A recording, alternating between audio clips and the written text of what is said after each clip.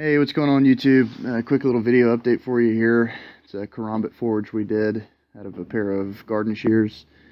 A couple improvements to the forge. We ended up wrapping a piece of tin into a cylindrical shape to do a little bit better heat retention there during our forging. Here's the pair of garden shears that we ended up using. Just an old rusty pair we had in the shed, so I figured we could turn it into a pretty cool knife. So the longer section you see there is today's video. That's the Karambit that we forged it into. And then there's a shorter section, and I'll end up picking up here in a minute. We ended up forging that into a similar to that CRKT pocket knife you see on the table there, kind of like a small little fixed blade pocket knife, but that'll be in a different video. So yeah, the piece in my hand right now, that is the piece we ended up forging into the Karambit. Improved our anvil here. We ended up buying a 55-pound anvil over the 15-pound one, just because it's a little less bounce back when you're swinging the big heavy hammers on it, and it's got a bigger horn on the front which ended up coming in handy for wrapping the Karambit. This is right when we got our coal base going back over there. There's the bigger 55-pound anvil I was talking about. Picked it up at Harbor Freight. It's like 60-something bucks. Not a bad deal at all.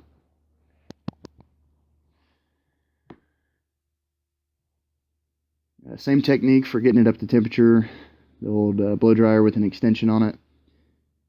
The tin not only helps prevent a few of the embers from hitting, because all the embers had to bounce against that metal surface before they could go out up in the air, but it also definitely insulated and bounced a lot of the heat back up against the bricks and helped the metal get hotter quicker.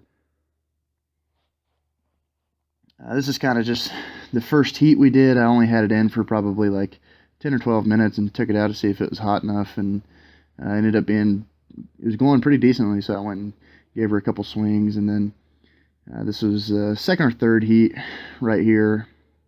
Had already started to get some bend in the blade. You'll be able to see when I walk over and get it closer to the camera. That larger horn and really just a heavier anvil definitely came in handy, getting that curve to happen, so I had more surface area to bend it around.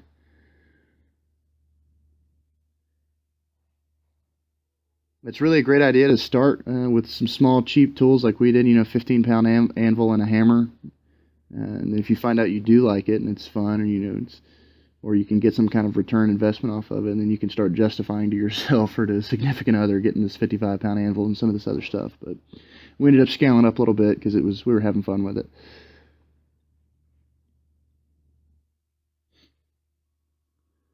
This was later on in the day.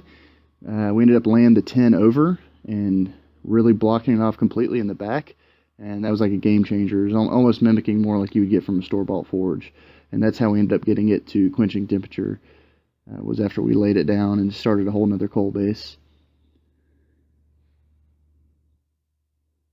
And then this is kind of the rough outline of the blade. Those serrations were actually cut with an angle grinder.